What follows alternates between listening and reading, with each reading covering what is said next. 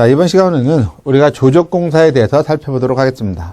자, 조적이다라고 하는 말 자체는 여러분들도 알다시피 작은 개체를 붙이고 쌓고 해서 무언가 만들어내는 행위들을 우리가 조적이다라고 얘기해요. 자, 조적은 이제 우리가 벽돌이라고 하는 것이 있고요. 블록이라고 하는 것이 있고, 돌도 있고, 타일이라고 하는 것도 있어요. 근데 타일이다라고 하는 부분들은 사실 조적의 범주에도 들어가지만 마감 쪽에 들어갑니다. 그런데 우리가 시공하는 계획이라든지 시공하는 방법들이 조적의 행태에 부합되기 때문에 제가 조적 파트에 넣어서 내용들을 정리해 보도록 하고요.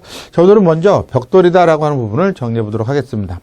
자, 우리가 벽돌이라고 하는 내용들을 보면 형태다라고 하는 것이 있는데요. 이 형태는 여러분들 다 알죠? 자, 제가 한번 그림으로 그려보면 자, 이와 같은 형태대로 이렇게 생긴 거를 우리가 보통 벽돌이다라고 저렇게 이야기를 할 거고요.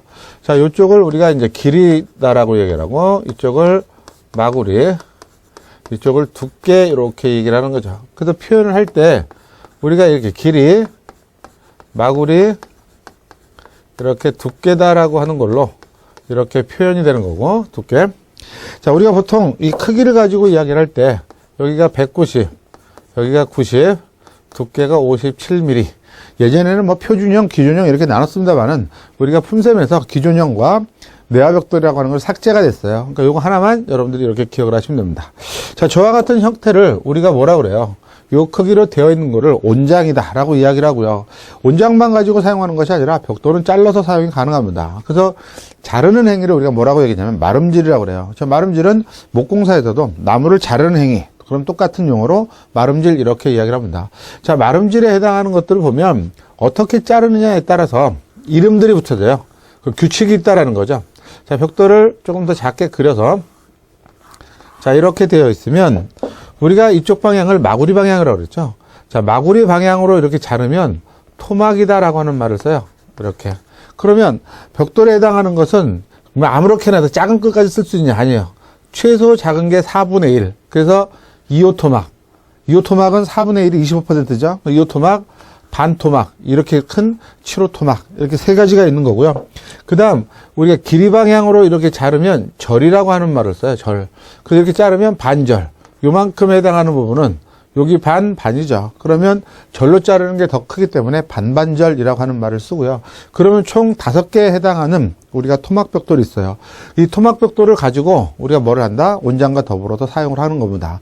물론 치장용은 더 작게도 사용할 수 있습니다만 제가 말씀드리는 것은 우리가 힘을 받는 구조형에 해당하는 그와 같은 재료일 때는 이렇게 저와 같은 마름질만 가지고 사용한다 그래서 시험에 나오기도 했지만 좀 나온 지 오래됐을 겁니다. 자, 모르타르라고 하는 것이 있죠. 이 모르타르는 벽돌과 벽돌 사이에 붙여나가는 거고 결과적으로 무엇을 줄눈이라고 하는 것을 형성을 하는 거예요. 그런데 우리가 모르타르다라고 하는 것은 이렇게 시멘트하고 모래의 비율인데 자, 밑으로 내려올수록 뭐가 지금 대비를 해보면 시멘트의 사용량이 많아지는 거죠. 이렇게 모래가 3일 때 전부 줄어들고 시멘트는 그대로 있으니까 그럼 밑으로 내려올수록 잘 붙는다는 뜻이에요. 일반 쌓기용이다라고 하는 것은 이렇게 요 사이에 들어가는 모르타르고 아치용이다라고 하는 것은 이런 모양으로 쌓는 거죠. 이렇게. 그럼 여기에 들어가는 모르타르. 그러면 얘보다 얘가 훨씬 더 붙는 힘이 좋아야 된다라는 뜻일 거고요. 치장줄눈용이다라고 하면 요 앞에 설치하는 거니까 우리가 저렇게 치장줄눈용에 해당하는 부분으로 내려오게 되면 시멘트량이 많아야 잘 붙는다. 이렇게 정리하시면 됩니다. 뭐 줄눈 다 아시겠지만 간단하게 정리를 하면 우리가 막힌 줄눈이다. 통줄눈이다라고 하는 것은 뭐예요? 세로줄눈에 해당하는 거죠. 가로줄눈이 이와 같이 이렇게 있을 때, 그렇죠? 이게 가로줄눈 혹은 수평줄눈이다라고 이렇게 이야기를 하고요. 막힌 줄눈이다라고 하면 개체와 개체 사이가 이렇게 엇갈려 가서 있는 걸 의미하고요. 통줄눈이다라고 하는 것은 이렇게 되는 것으로 의미하고 우리가 일반적으로 줄눈의 크기를 얼마로 봐요? 10mm를 우리가 표준으로 봅니다. 그래서 적산에서 여러분들 특별한 말이 없어도 줄눈을 10mm를 했을 때의 수량으로 이렇게 계산을 한다라고 하는 것도 같이 기억을 해두시면 돼요. 자, 이런 것들이 우리가 재료에 들어가는 그렇죠? 가장 기본적인 형태들 이런 것들을 몇 가지 살펴봤습니다. 자, 그 다음 줄눈 중에서 이제 조절줄눈이다라고 하는 것이 있어요. 조절줄눈은 뭐예요? 균열을 한쪽으로 유도하기 위한 줄눈이죠. 컨트롤 조인트. 조적에서 벽 높이가 변하는 곳. 이렇게 있으면, 요렇게. 그래서 이쪽 부분에 드는 거고요. 벽 두께가 변하는 거. 평면에서 봤을 때 이렇게 되는 형태죠. 콘크리트하고 이렇게 조적벽체가 이렇게 접하는 부분, 이런 거. 내력벽과 비내력벽의 접합부, 이런 부분들은 높이가 다르거나 두께가 다르거나 다른 재료이거나 힘을 받는 경우가 다르기 때문에 서로 균열이 발생할 확률이 높다. 이런 부분에 반드시 무엇을 해야 된다? 조절줄눈이라고 하는 것을 설치해야 된다라고 해서 내용들을 정리하시면 됩니다. 자, 벽 두께는 우리가 보통 B로 표시를 해요. 1B다라고 하는 것은 뭐예요? 우리가 길이 방향에 해당하는 두께가 되는 거고요.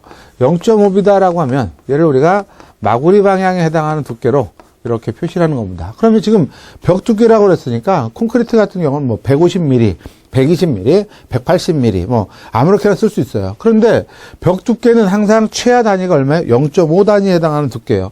0.5B, 1.0B, 1.5B, 2.0B. 그러면 예를 들어서 우리가 이렇게 벽 두께다라고 하는 거니까 벽이 이렇게 있으면 결과적으로 이 크기를 의미하는 거죠.